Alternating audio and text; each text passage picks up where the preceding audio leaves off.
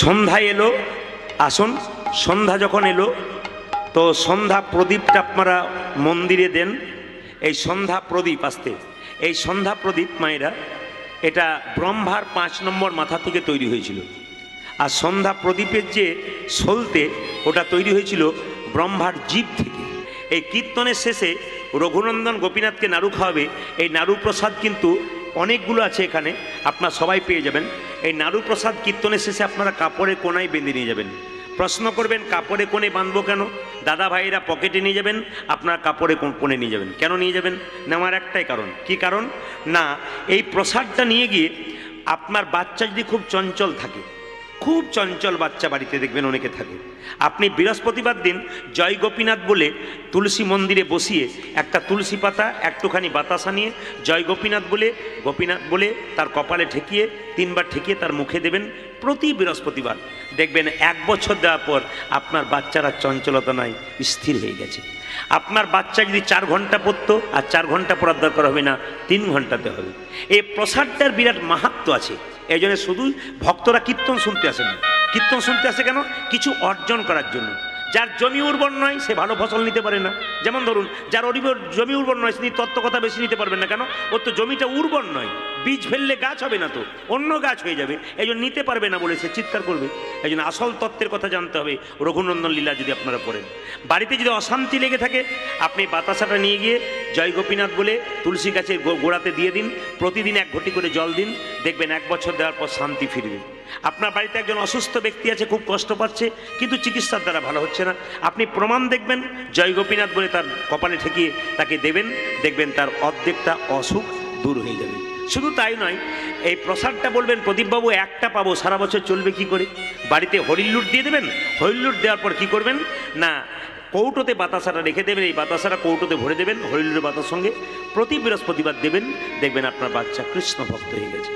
আজকে শ্রীখণ্ড গ্রাম, বর্ধমান জেলা, 2 ভাই, বড় ভাইয়ের নাম মুকুন্দ আর ছোট ভাইয়ের নাম নরহরি। তো একদিন মুকুন্দ সরকার আর নরহরি সরকার, মুকুন্দ করতো চিকিৎসা, কবিরাজি চিকিৎসা, আর নরহরি ছিল তার ছোট্ট ভাই। সে বলছে, দাদা একবার বৃন্দাবনে গেলে হয় না? আমাদের দেখান, একবার একদম নবদ্বীপে গেলে হয় না? তখন দাদা মুকুন্দ সরকার বলল, শোন, নবদ্বীপে যাব কি করে? তখনকার দিনে তো বাস ট্রাক ছিল না, বা রাস্তাঘাটে কোনো গাড়ি কম ছিল, তখন তো পায়ে হেঁটে যেতে হতো। এখন 5 মিনিটের রাস্তা সব টোটো অটো ধরছেন, কিন্তু তখনকার দিনে সব পায়ে হেঁটে যেত। তো বড় ভাই বলছে, এতটা রাস্তা যাবি কি করে? ছোট ভাই বলছে, দাদা সাধুগুরু বৈষ্ণবের মুখে শুনেছি, কেউ যদি হরিনাম করতে করতে রাস্তা দিয়ে চলে যায় তবে তার নাকি অনেকটা রাস্তা খাটো হয়ে যায়। আপনারা দেখে নেবেন, যখন আপনার অনেক গাড়ি ঘোড়া বন্ধ হয়ে গেছে, রাস্তা দিয়ে হেঁটে যাচ্ছেন, নিজেকে খারাপ লাগছে, বোর লাগছে, আপনি কীর্তন করতে করতে চলে যান, দেখবেন রাস্তা আপনার খাটো হয়ে যাবে। লক্ষ্য করুন, মুকুন্দ সরকার নরহরি সরকার দুজনে মিলে চলল কোথায়? শ্রীবাসঙ্গনে মহাপ্রভুর কৃপা পাবার জন্যে। এই প্রসাদ আপনারা কীর্তনের শেষে পাবেন। এখন লীলাটা আপনারা তত্ত্ব শুনুন, শেষে কিন্তু আপনারা পদাবলী সহ তত্ত্ব শুনুন, তারপর শেষে আপনারা প্রসাদ নিয়ে যাবেন। যে গাছে ফল ধরে সেই গাছের ডালগুলো উঁচু দিকে যায় না নিচের দিকে যায়? জোরে বলবেন আপনারা।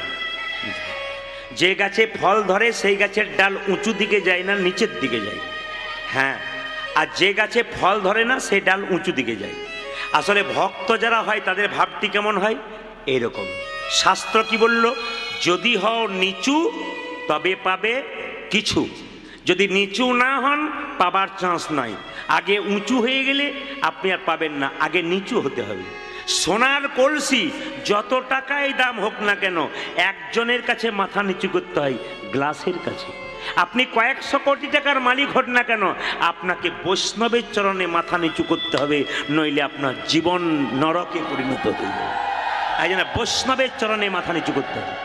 রাস্তা দিয়ে সাধুগুরু বৈষ্ণব পেরিয়ে গেলে তার দিকে মাথা নত করতে হবে। এখন এদিকে তাকাবেন, মুকুন্দ নরহরি যখন চুপচাপ বসে আছে, মহাপ্রভু তো অন্তর্যামী, তিনি বুঝতে পেরে গেছেন যে 2 ভাই আমার কৃপা পাবার জন্য এসছে। ও শ্রীবাস বলে কি, চুপচাপ বসে থাকলে হবে না, 2 ভাই চুপচাপ দরজায় বসে আছে আমাদের দেখবার জন্য, আমার আশীর্বাদ পাবার জন্য। চলো সুরধ্বনি তীর দিয়ে একটু হরিনাম করতে করতে চলে যাই, ওরা আমাদের দুজনকে দর্শন করুক। বাবা, ভক্ত যদি কাই মনে কোনো বাঞ্ছা করে, ভগবানের সাধ্য নাই সেই বাঞ্ছা নাহি পড়ে। ভক্ত কি চাই ভগবানের কাছে? গাড়ি বাড়ি টাকা টাকা পয়সা না, ভক্ত ভগবানের কাছে প্রেম আর ভক্তি চাই। তো মহাপ্রভু কি করছেন, শ্রীবাস অঙ্গন থেকে বেরিয়ে হরিনাম করতে করতে চলে যাচ্ছেন পদাবলীর মাধ্যমে, আর মহাপ্রভুকে দর্শন করছেন কে, রঘুনাথ, কে মুকুন্দা নরহরি। সৌরধ্বনি তীরে তীর মহাবিলাসায় সমবয় বালক সঙ্গে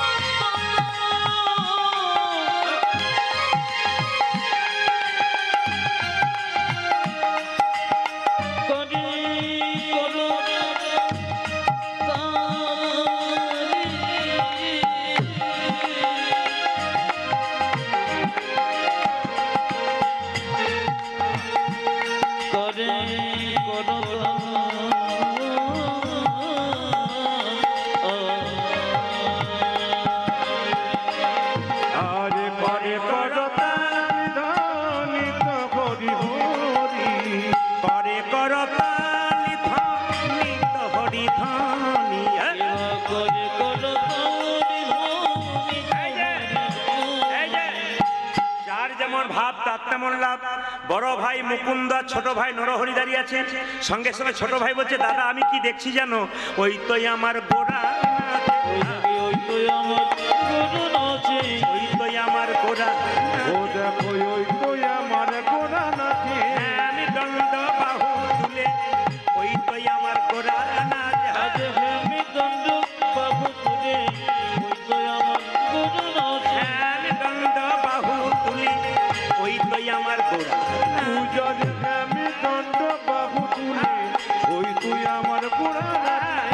ছোট ভাই বলছে আমি দেখছি গোরা নাচছে, বড় ভাই বলছে আরেকজন নাচছে, ওই তো গোরাই নাচে, ওই তো গোরাই নাচে, ওই তো গোরাই নাচে, ও দেখো ওই তো গোরাই নাচে, অন্তরে যার শ্যাম নাচে, বাইরে গোরাই নাচে, আমার অন্তরে যার শ্যাম নাচে, বাইরে গোরাই নাচে, অন্তরে যার শ্যাম নাচে, বাইরে গোরাই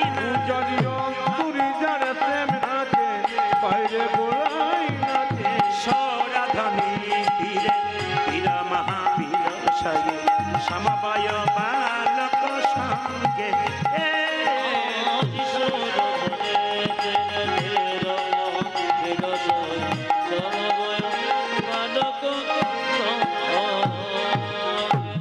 কিছু মনে করবেন না।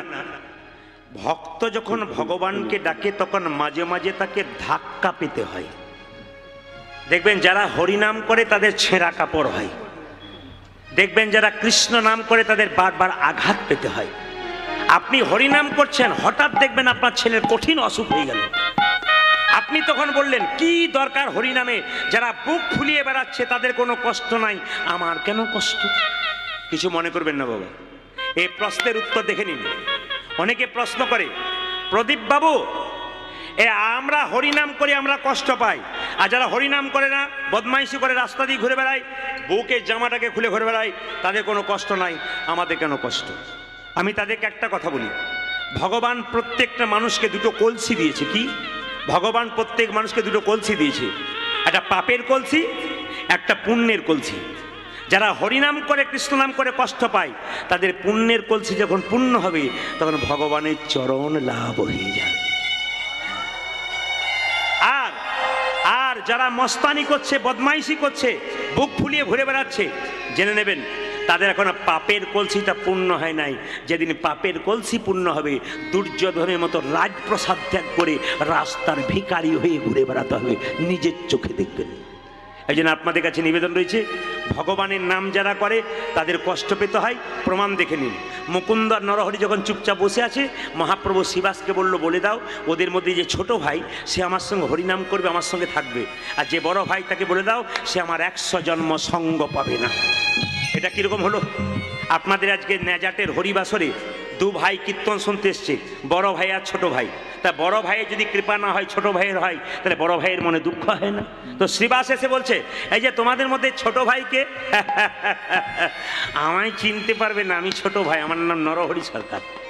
প্রভু তোমার জন্য বলেছে তুমি সারা জীবন প্রভুর সঙ্গে থাকবে, হরিনাম করবে, আর প্রভুর সঙ্গে হাত তুলে হরিনাম করবে, প্রভুর সঙ্গে থাকবে। বড় ভাই বলছে, আমার জন্য কি বলেছে? তোমার জন্য বলেছে তুমি 100 জন্ম সঙ্গ পাবে না, তুমি 100 জন্ম কৃপা পাবে না। যেই না বলেছে 100 জন্ম সঙ্গ পাবো না, কৃপা পাবো না, অমনি বড় ভাই মুকুন্দ সরকার নাচতে শুরু করেছে, জয় গৌরী জয় গৌরী জয়। শ্রীবাস ঠাকুর মনে মনে ভাবলো, তাহলে বেটা পাগল হয়ে গেল বোধহয়। তোমার ভাইকে বললো সঙ্গে রাখবে, আর তোমাকে সঙ্গে রাখবে না, 100 জন্ম পরে কৃপা করবে, আর তুমি জয় গৌর বলে নাচতে শুরু করেছো। শ্রীবাস বললো, আমাকে যদি মহাপ্রভু এই কথা বলতো না, আমি বিষ খেয়ে আত্মহত্যা করতাম। এ কথা শুনে মুকুন্দ বলছে, শোনো শোনো শিবা, শোনো শোনো শিবা, প্রভু যদি বলতো কোন জন্মে সঙ্গ পাবো না, আমি কোন জন্মে সঙ্গ পাবো না, তাহলে না হয় বিষ খেয়ে আত্মহত্যা করে দিতাম, বিষ খেয়ে আত্মহত্যা করে দিতাম। প্রভু বলেছে 100 জন্ম সঙ্গ পাবো না, 100 জন্ম সঙ্গ পাবো না, 100 জন্ম না হয় গৌরী গৌরী বলি কেঁদে বেড়াবো, আমি গৌর গৌর বলি কেঁদে বেড়াবো। যখনই 100 জন্ম পেরিয়ে যাবে, 101 জন্মে প্রভুর সঙ্গ পাবো, হরিব 1 জন্মে প্রভু সঙ্গ পাবো, 1 জন্মে প্রভুর সঙ্গ পাবো, 1 জন্মে প্রভুর সঙ্গ পাবো, আমি 100 জন্ম কেঁদে বেড়াবো, 1 জন্মে প্রভু সঙ্গ পাবো, আমি 100 জন্ম কেঁদে বেড়াবো, 101 জন্মে প্রভু সঙ্গ পাবো, 100 জন্ম কেঁদে বেড়াবো, 100 জন্ম কেঁদে বেড়াবো, 101 জন্মে প্রভু সঙ্গ পাবো, 101 জন্মে প্রভু সঙ্গ পাবো। শুধু কথা বলি শুনলে হবে না, এর মানে বুঝতে হবে। কীর্তন শুনতে এলাম, গান শুনে নিলাম, পালিয়ে গেলাম তা নয়, এর মানেটা কি? 100 জন্ম গৌর বলে কাঁদবো, 101 জন্মে তো কৃপা পাবো। আপনারা কিছু মনে করবেন না, আমাদের হিন্দু জাতির বড় লজ্জার ব্যাপার। আমি কতগুলো সত্য আছে সেই সত্যগুলো আপনার সামনে তুলে ধরতে চাই। কি বলুন তো, অন্যান্য সমাজের ধর্মীয় অনুষ্ঠান হলে সন্ধে 6টায় লোক বসলে সকাল 6টায় শেষ হয়, মানুষ গিজ গিজ করে, লজ্জা লাগে। আমাদের 3 ঘন্টার কীর্তন শুনতে এসে কতজন চটি নিয়ে একবার বেরোয়, একবার ঢোকে। না না, ধৈর্য যার ভগবান তার, ধৈর্য নাই ভগবান তার নাই। সত্য যুগে ধ্যান ছিল, তেতা যুগে যজ্ঞ ছিল, দাপরে সেবা ছিল, এত ধৈর্য আমাদের নাই। মহাপ্রভু শুধু বললেন কি, হরিনাম হরিনাম হরিনাম সার, কলিযুগে নাম ছাড়া গতি নাই আর। শুধু নাম করো, নাম শোনো, ব্যাস তোমার জীবন উদ্ধার হয়ে যাবে। আপনারা বড় ভাগ্যবতী এবং ভাগ্যবান যে আজকে আকাশে কোনো বৃষ্টি নাই, আকাশ পরিষ্কার। কয়েকদিন এত বৃষ্টি দিল, আপনাদের কৃপা বলে, আপনাদের ভক্তির জোরে আজকে মহাপ্রভু জায়গাটাকে শুকনো করে দিয়েছে।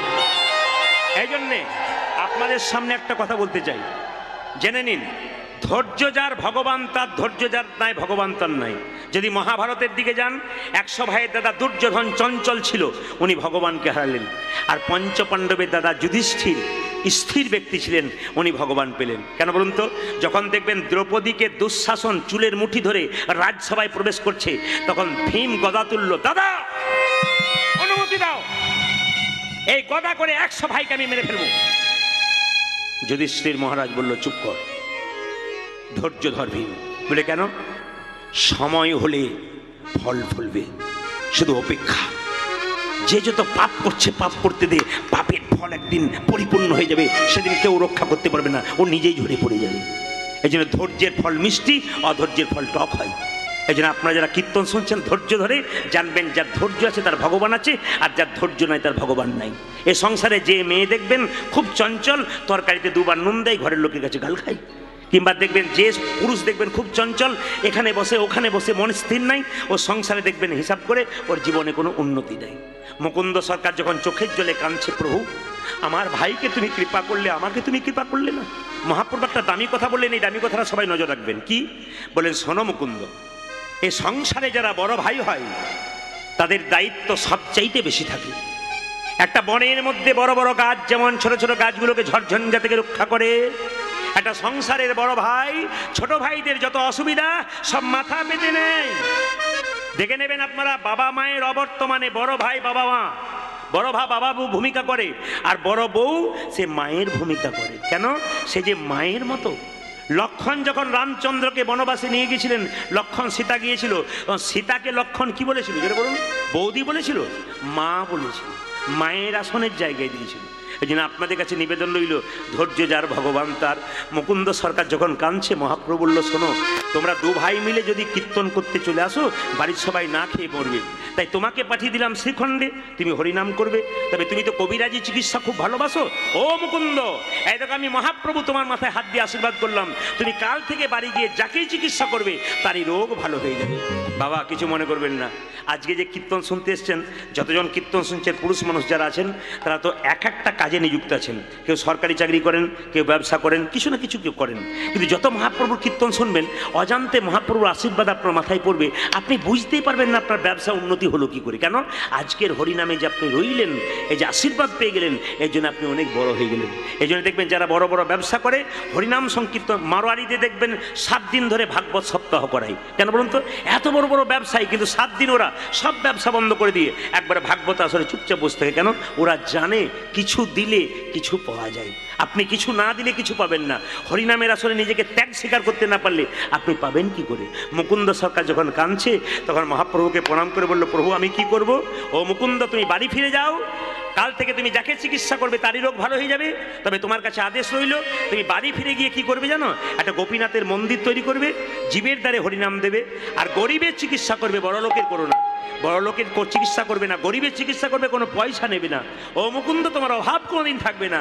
ফিরে যাও, ফিরে যাও শিখণ্ডে, ফিরে যাও, ফিরে যাও, ফিরে যাও শিখণ্ডে, ফিরে যাও, ফিরে যাও, ফিরে যাও শিখণ্ডে, ফিরে যাও, ফিরে যাও, ফিরে যাও শিখণ্ডে, ফিরে যাও। তারে দাদি গিয়া চরণে ধরিয়া, তারে দাদি গিয়া চরণে ধরিয়া, তারে দাদি গিয়া চরণে ধরিয়া, তারে গিয়া চরণে ধরিয়া, হরির নাম পিলা, তারে দাদি গিয়া চরণে ধরিয়া, হরির নাম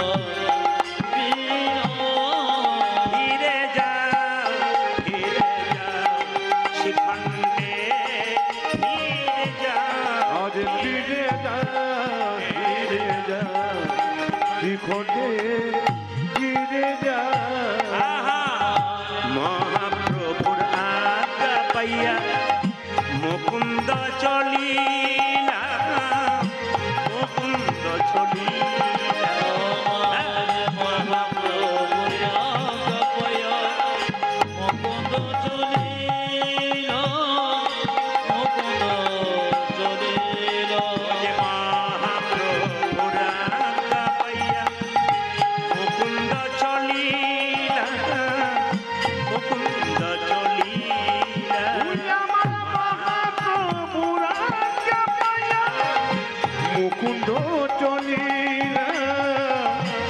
মুকুন্দ চলিলা আর শ্রীখণ্ড গ্রামেতে আসি, শ্রীখণ্ড গ্রামেতে আসি, শ্রীখণ্ড গ্রামেতে আসি উপনীত হইলা, উপনীত হইলা শ্রীখণ্ড গ্রামেতে আসি, উপনীত হইয়া, উপনীত হইয়া। বল বল হরি বল, বল বল হরি বল, বল বল হরি বল। বালা বালা হরি বল। জোরে বলবেন, মুকুন্দ বলছে গোপীনাথ জিউ কি না, যত রাজ বাজছে জয় বলছেন না ভয় বলছেন বুঝতে পারছি না। জোরে বলুন, গোপীনাথ জিউ কি। বাহ, সবাই মিলে একসঙ্গে বলবেন। হিন্দু সনাতন ধর্ম বাড়বে, মহাপ্রভুর কৃপা আপনাদের বাড়বে। মহাপ্রভু যে ধন দিয়ে গেলেন সেই ধনটাকে রক্ষা করা আমাদের দায়িত্ব আছে, তাই জোরে বলুন গোপীনাথ জিউ কি। বাহ, শ্যাম সুন্দর কি। বাবা কিছু মনে করবেন না, সারা জীবন হরিনাম করবেন না, হরিনাম শুনবেন না, ছেলের অসুখ হয়ে যাবে, ভিজে কাপড়ে মন্দিরে গিয়ে আছাড় খেয়ে পড়বে, ভগবান শুনবে না। সম্পর্ক রাখবেন, শুনবে, সম্পর্ক রাখবেন না, শুনবে না। আমার সঙ্গে আপনার সম্পর্ক ভালো আছে, রাত্রি 12টার সময় দরজায় ধাক্কা দিলেন, প্রদীপবাবু শুনছেন কে, আমি অমুক এসেছি, কি চাই, 10,000 টাকা ধার চাই, ঠিক আছে নিন। কিন্তু আমার সঙ্গে আপনার সম্পর্ক নাই, আপনাকে চিনি না, আপনি দরজায় ধাক্কা দেবেন, 10,000 টাকা চাইবেন, আমি দেবো কেন? আপনার সঙ্গে তো সম্পর্ক নাই। ভগবানের সঙ্গে সম্পর্ক রাখবেন, আপনি না চাইতেই আপনার সব কিছু দেবেন। অর্জুন কৃষ্ণ, কৃষ্ণ অর্জুনকে বলেছে, অর্জুন তুমি আমার সঙ্গে যুক্ত থাকো, আমার সঙ্গে যুক্ত থাকো, যত যুক্ত থাকবে পরে আমি তোমার কথা ভাববো, মৃত্যুকালে আমি তোমার পাশে থাকবো, তুমি থাকো আর না থাকো আমি থাকবো। সেই সময় তোমার কষ্ট হবে, যন্ত্রণা হবে, তুমি আসতে পারবে না, কিন্তু আমি তোমার পাশে গিয়ে দাঁড়াবো। এই জন্য ভগবানের নাম যত করবেন, যত শুনবেন, আপনার যখন কষ্ট হবে আপনাকে ডাকতে হবে না, ভগবান এসে আপনার সামনে নিতাই গৌর হরি বলবে হাজির হয়ে। এই জন্য কীর্তন শুনতে হয়, হরিনাম শুনতে হয়, হরিবাসরে বসতে হয়। একটু মন দিয়ে শুনবেন, যে যেখানে বসে আছেন মায়েরা মন দিয়ে